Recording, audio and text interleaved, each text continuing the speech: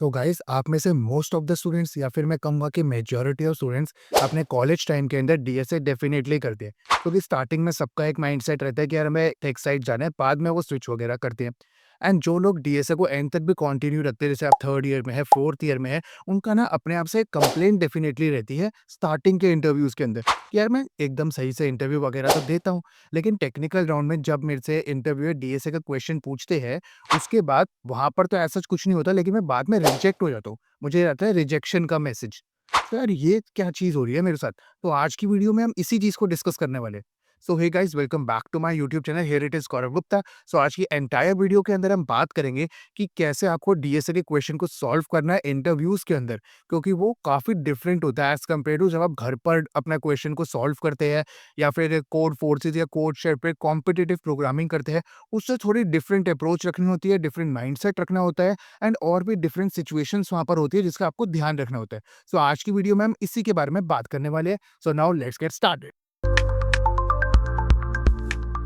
Alright guys, तो एकदम step by step चलते हैं। तो सबसे पहले हम बात करते हैं, जब इंटरव्यूअर ने आपको क्वेश्चन दे दिए, सो उसके बाद आपको क्या करना है। सो स्टूडेंट जनरली क्या करते हैं, बहुत जल्दी में रहते हैं, वो फटाफट से उसके बाद कोड पर जंप कर देते हैं। आपको ऐसा नहीं करना है। सबसे पहले आपको उस क्वेश्चन को ना अच्छी तरीके से समझना है कि भाई वो क्वेश्चन एक्चुअली में है क्या। अपने माइंड में सोचना है कि यार ये क्वेश्चन ऐसे है, इसको मैं ऐसे कर सकता हूँ। सारे डॉट्स को मैच करना है एंड आपके दिमाग में एक सही सी अप्रोच आ जाएगी, एक रफ अप्रोच आ जाएगी। देन आपको उस अप्रोच को इंटरव्यूअर को समझाना है कि मैं इस तरीके से सोच रहा हूँ एंड मैं ये सारी चीज़ें करने का सोच रहा हूँ। देन अगर कुछ आपने गलत समझा है उस प्रॉब्लम में, देन वो आपको क्लैरिफाई कर देंगे कि ये चीज़ ऐसी है, आपने आई थिंक इस चीज़ को गलत समझ लिया है। वो इतना हिंट दे देते हैं, इसमें कोई दिक्कत की बात नहीं होती है एंड आपको हेजिटेट बिल्कुल नहीं करना है। ठीक है ना?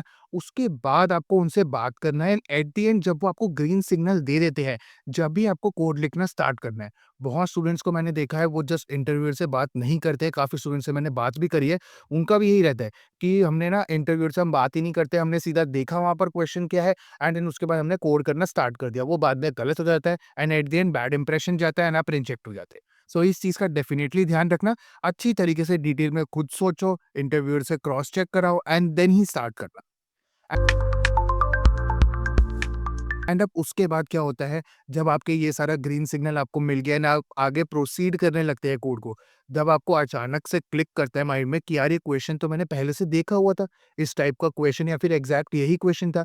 सो मैं क्या करता हूँ, एक काम करते हैं कि ना मैं ना इसी की अप्रोच लिख देता हूँ, ऑप्टिमाइज्ड अप्रोच मुझे पता है, मैं वही लिख देता हूँ।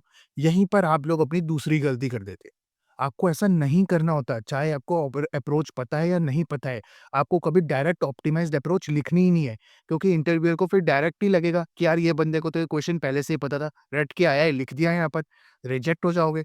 इससे अच्छा आपको क्या करना है, स्टेप बाय स्टेप चलना है। स्टार्ट विद ब्रूट फोर्स, वो लिखते जाओ, उसके बाद उसकी टाइम स्पेस कॉम्प्लेक्सिटीज देखते जाओ एंड धीरे धीरे धीरे धीरे कर कर अपने फाइनल यानी कि ऑप्टिमाइज्ड अप्रोच तक पहुंचो। इंटरव्यूअर को एक बहुत अच्छा इंप्रेशन जाएगा कि जो हम प्रॉब्लम सॉल्विंग एबिलिटीज स्टूडेंट के अंदर चेक करते हैं, जिसके लिए ही हम डीएसए के क्वेश्चंस देते हैं, सो वो एकदम ढंग से फुलफिल कर पा रहा है स्टूडेंट, वो अच्छी तरह सोच पा रहा है, फिर धीरे-धीरे कर ऑप्टिमाइज़ सॉल्यूशन तक पहुँच पा रहा है। सो ये एक बहुत अच्छी बात है। तो इन दोनों चीज़ों का आपको डेफिनिटली ध्यान रखना है। Let's move on to the next point. So guys, now next point ये आता है कि यार अब आपको ये समझ आ गया कि एग्जैक्टली क्वेश्चन में क्या करना है। आपके माइंड में ये क्लियर है कि आपको ब्रूट फोर्स से स्टार्ट कर कर धीरे धीरे मूव ऑन करना है। ठीक है, अब अगला ये आता है कि यार हम जब भी क्वेश्चन को सॉल्व करते हैं ना घर पर या किसी भी कॉन्टेस्ट में हम पार्ट ले रहे हैं, तो हम उसमें जो है ना वेरिएबल्स को ना ऐसे ही डिक्लेयर कर देते हैं, कोई भी A B C D X Y Z. वो ऐसी चीज़ें आपको यहाँ पर नहीं करनी है। बहुत सिस्टमैटिक तरीके से आपको अपना कोड लिखना है। उसमें जितने भी वेरिएबल्स होंगे उनको मीनिंगफुल वेरिएबल्स डिक्लेयर करने हैं आपको, क्योंकि एक वर्ड प्रॉब्लम टाइप आपको वहाँ पर मिलेंगी, जिसमें आपको ढंग से आप वेरिएबल्स को डिक्लेयर कर पाओगे। तो सिंपल ए, B, C, D, X, Y, Z या फिर कोई भी रैंडम वेरिएबल को डिक्लेयर मत करना, वो एक अच्छा इंप्रेशन नहीं छोड़ता। सो एकदम सिस्टमैटिक तरीके से कोड को लिखना एंड उसके अलावा जो है, अगर आपको कोई कोड आप वैसे नॉर्मली लिख रहे हो जिसकी बाद में आपको पता लगता है रिक्वायरमेंट नहीं है, तो उनको वहाँ से हटा देना। ठीक है? क्योंकि normally I think Google Docs वगैरह पर ही आपको लिखने को दिया जाता है। तो इसलिए इन सारी चीज़ों का ध्यान रखना। क्योंकि कोड थोड़ा क्लीन होगा ना, तो उनको पता लगेगा कि जब ये बंदा हमारे यहाँ पर हम इसको हायर करेंगे, उसके बाद काम करेगा, तो सिस्टम पर ही ऐसे ही काम करेगा जो हमारा प्रोडक्शन में जाएगा। ठीक है? तो उस चीज़ का डेफ़िनिटली ध्यान रखना। ये चीज़ भी एक अच्छा इंप्रेशन डालती है, जो सामने इंटरव्यूअर होता है कि हाँ भाई, बंदा ढंग से कोड कर रहा है। ठीक है? सो उसके बाद क्या चीज़ आती है यार, कि जो हमने पीछे अभी डिस्कस करी है, कि जब आप time and space complexities step by step जा रहे हैं, हर अप्रोच को आप लिख रहे हैं, सो आपको क्या करना है, जैसे आप ब्रूट फोर्स से स्टार्ट कर रहे हैं, उसकी अप्रोच लिख रहे हैं, सो इंटरव्यूअर के साथ ना बातचीत करते रहना। ऐसा नहीं होना चाहिए कि आप यार पूरा कोड ही लिखते जा रहे हो एंड एंड में आप बता रहे हो कि ये मेरा हो गया है। आपको उनके साथ बातचीत करते रहनी होगी, उनको पता लगना चाहिए कि हाँ भाई, सामने जो बंदा है वो इंटरेस्ट दिखा रहा है रोल के अंदर, वो ट्राई कर रहा है अप्रोचेस को, एंड वो भी आपको थोड़ा बहुत हिंट देते रहेंगे। ऐसा कोई इंटरव्यू एज़ सच स्ट्रिक्ट नहीं होता है, उनको भी जल्दी होता है कि हमारा बंदा सेलेक्ट हो जाए पर्सन एंड हम इंटरव्यूज़ को ज़्यादा एक्सटेंड ना करें। सो एट द एंड वो भी आपके फ़ेवर में ही होते हैं, वो भी आपको सिलेक्ट ही करना चाहते हैं, ठीक है ना?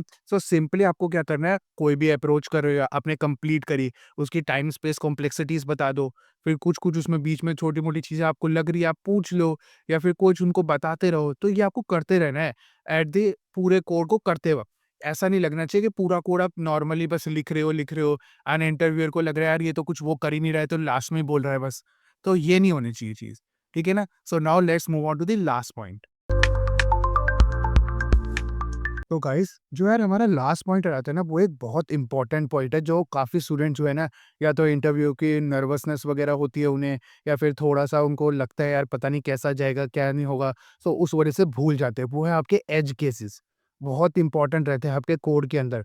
आपको पता होना चाहिए कि आपके एज केसेस है या बेस केसेस है जिसे आप बोलते हैं, उनको आपको अच्छी तरीके से ध्यान रखना है। स्टार्टिंग में उन्हीं को क्लैरिफाई करना है एंड उसके बाद आपको अपना मेन कोड को सॉल्व करना है। एंड दूसरी चीज़ ये है कि कोड को सबमिट करने से पहले या इंटरव्यूअर को फाइनल चेक इन करने से पहले, वो आपको एक बार सारे कोड को ना ड्राई रन कर कर देखना है।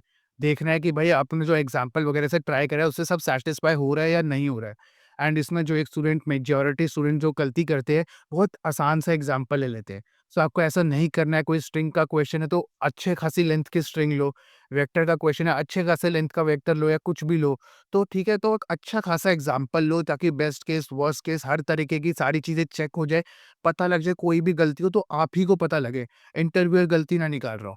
ठीक है ना? तो इस चीज़ का डेफ़िनिटली ध्यान रखना कि कोई गलती यार इंटरव्यूअर की तरह साइड से आएगी ना, तो ऑलरेडी आपको पता है कि थोड़ा बैड इंप्रेशन तो जाएगा ही। सो इन सारी मिस्टेक्स का आपको ध्यान रखना है, ठीक है? सो आई होप कि आज की इस स्मॉल वीडियो के अंदर मैंने आपको सारी चीज़ें बता दी है। एक बोनस टिप और है यार, वो इससे थोड़ी बहुत रिलेटेड है, मैं वो आपको वो भी बता देता हूँ कि यार जब भी आपका किसी भी कंपनी का इंटरव्यू हो ना, सो डेफ़िनिटली वेबसाइट पर जाकर ना उस कंपनी का इंटरव्यू एक्सपीरियंस डेफ़िनिटली देख लिया करो। Geeks for Geeks leet code पर आपको डेफ़िनिटली मिल जाएगा। जो भी कंपनी होती है सिंपल गूगल पे डाल दो कि जैसे अपना गूगल इंटरव्यू एक्सपीरियंस या फिर अमेज़न इंटरव्यू एक्सपीरियंस, तो वहाँ पर आपको सारी चीज़ें शो हो जाएँगी। तो उससे क्या रहता है, आपको पता लगता है, क्योंकि मोस्टली क्या होता है कि वही क्वेश्चंस या तो रिपीट हो जाते हैं, ठीक है? या फिर उन्हीं क्वेश्चंस को जो है मतलब हल्का-सा मॉडिफाई कर कर दे दिया जाता है, at the end code same होता है, ठीक है? कुछ-कुछ जगह पे होता है, गूगल कभी-कभार नए क्वेश्चन दे देता है, फ्लिपकार्ट रिपीटेड क्वेश्चन देता है, आपने अभी पिछली पॉडकास्ट में देखा होगा, ठीक है ना? सो कुछ-कुछ जगह होता है कि नए क्वेश्चन आते हैं, लेकिन ज़्यादातर उन्हीं क्वेश्चंस को रिपीट करते हैं। सो वो काफ़ी अच्छा आपके लिए अप्रोच रहेगी अगर आप उस चीज़ को फॉलो करेंगे तो।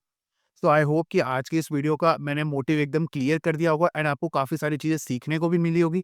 इसके अलावा आपको कभी भी कोई भी डाउट रहता है, आप डेफ़िनिटली मुझे कमेंट सेक्शन में बता सकते हैं, एंड आपको और भी कॉलेज रिलेटेड चीज़ों में अगर कोई हेल्प चाहिए, आप मेरे साथ लिंक्डइन पर डेफ़िनिटली कनेक्ट कर सकते हैं। सो आज के लिए इतना ही, फिर मिलते हैं किसी नए पॉडकास्ट के अंदर, व्लॉग के अंदर, एंड और भी टेक रिलेटेड कंटेंट मैं बनाता रहता हूँ। आपको वीडियोज़ अच्छी लगी तो डेफ़िनिटली वीडियोज़ को लाइक करना, चैनल को सब्सक्राइब करना। That's it and I will see you in the next video.